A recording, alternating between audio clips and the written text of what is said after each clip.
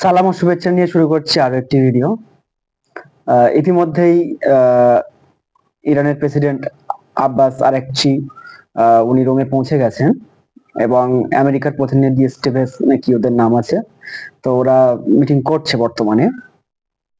তো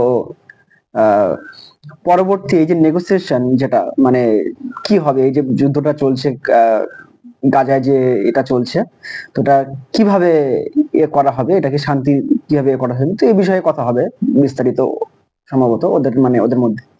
তো যাই হোক, এইখানে আমেরিকা, ইসরায়েল বা পশ্চিমা বিশ্ব একটা ফ্রন্ট,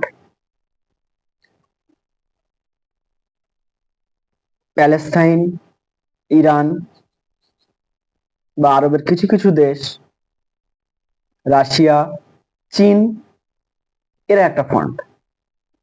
মূলত দুটো ফ্রন্টের মধ্যেই এই সমঝোতাটা রোমে অনুষ্ঠিত হচ্ছে, মানে বর্তমানে হচ্ছে। তো আমেরিকার কেন এত উঠে পড়ে লেগেছে, যে আমেরিকার কি এমন হলো, তারা কেন এটা দ্রুত বসতে যাচ্ছে এদের সাথে, মিটিং এ বসতে যাচ্ছে কেন? কারণ ইয়েমেনের হুতিরা চরম আক্রমণ করছে আমেরিকার যত সব বাণিজ্যিক যুদ্ধ জাহাজগুলো আছে, বাণিজ্যিক জাহাজ বা ওখানে যে ঘাঁটিগুলো আছে, ওরা মাঝে মধ্যে তো আমেরিকা করে ওখানে, মানে আকাশে প্রতিরক্ষামূলক মানে করে। তো সেই ক্ষেত্রে মানে তারা নাজেহাল এক কথায়, মানে আমেরিকা ওখানে কর্তৃত্ব নিতে পারছে না ইয়েমেনের ওই যে এলাকাটায়, মানে ওই এডেন সাগরে, যেটা এডেন সাগরের যে মানে যেটা মানে ইউরোপ থেকে মানে এশিয়ায় যে বাণিজ্যটা আর কি হয়, ওই জায়গাটা।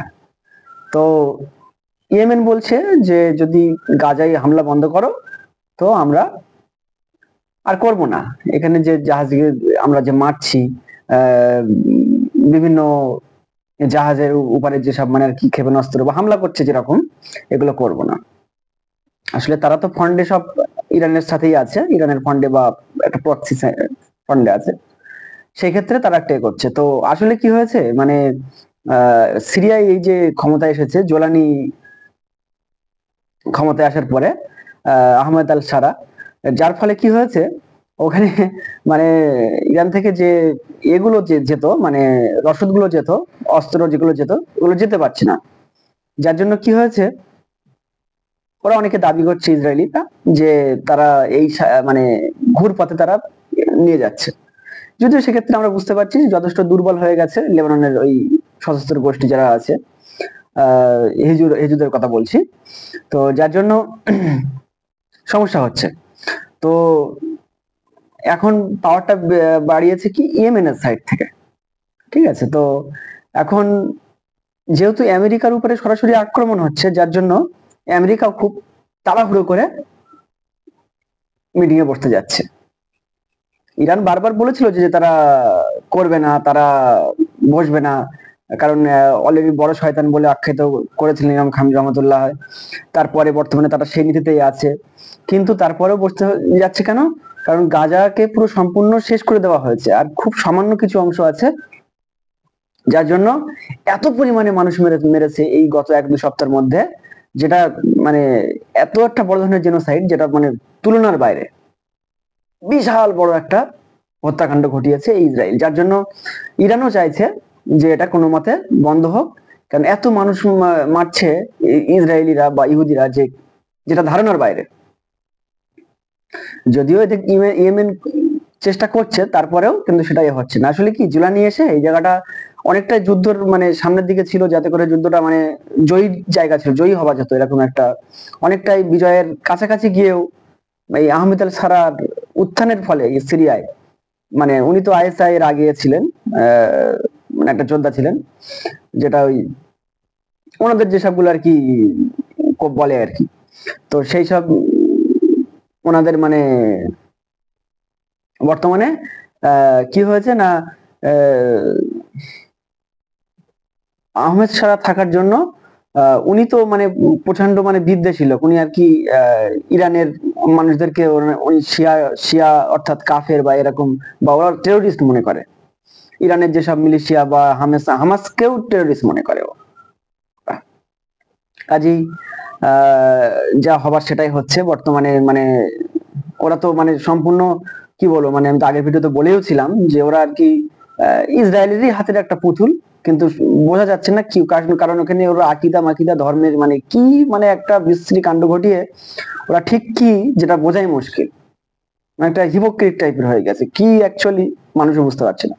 তো যাই হোক, যেটা বলছিলাম বর্তমানে এই যে যুদ্ধের একটা যে স্থিতিগত হওয়ার একটা পজিশনে আসছে, যার জন্য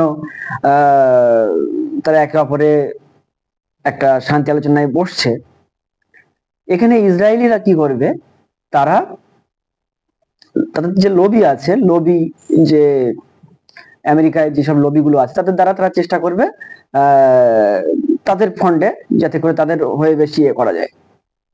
যদিও এখানে আমেরিকা নিজে আক্রান্ত হয়েছে, যার জন্য আমেরিকাও চাইছে যে তাদের হোক, মানে অন্তত যুদ্ধটা বন্ধ হোক।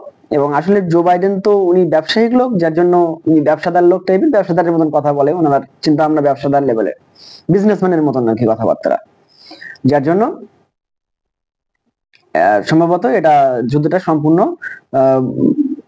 বর্তমানে যুদ্ধটা এখনো চলছে, সেটা সম্পূর্ণ বন্ধ হয়ে যাবার সম্ভাবনাটাই বেশি আমার মনে হয়। তবে যেসবগুলো দাবিগুলো করছে আমেরিকা, যেটা সত্যি মানে হাস্যকর। কারণ ইসরায়েল অলরেডি তাদের পরমাণু আছে, তাদের সবকিছু আছে, সেটা দোষ নাই, কিন্তু ইরান কেন পরমাণু শক্তিধর দেশ হবে সেটা নিয়ে তাদের খুব মাথা ব্যথা। আসলে তো আমরা জানি, কারণ ওখানে আমেরিকাটা তো চালাচ্ছে তারাই, ইসরায়েলিরাই তো চালাচ্ছে। এই ট্রাম্প বলি এ বলি আসলে কারা, সব বনি ইসরায়েলির ওই ওরাই, ইহুদিরাই। কাজেই এখন কি পরিস্থিতি হবে আমি পরবর্তী ভিডিওতে আপডেট দিয়ে দেবো আসলে এটা কি হয়েছে। তবে আমার মনে হয় খুব ভালো ফলপ্রসূ হবে বলে মনে হচ্ছে না, বা হতেও পারে। তবে না হওয়ার চান্স এই কারণে বলছি, তারা যে দাবিগুলো করছে, যেগুলো এমনি ইরান অলরেডি বলে রেখে দিয়েছে যে বড় শয়তান তাদেরকে আর ছোট শয়তান ইসরায়েলকে। তো তারপরেও তারা যে বসছে এটা একটা খুব ব্যাপার, কারণ এখানে এরকম করে বসার সম্ভাবনা ছিল না। তারপরে ওমানের মাধ্যমে, আরবের যে প্রতিবেশী রাষ্ট্র ইয়েমেনের পাশের যে রাষ্ট্র, ওমানের দ্বারাই এটাই মানে ওরা করছে। তো যাই হোক, এখন কি হবে দেখা যাক, আমরা দেখতে থাকি। সেই পর্যন্ত ভালো থাকো।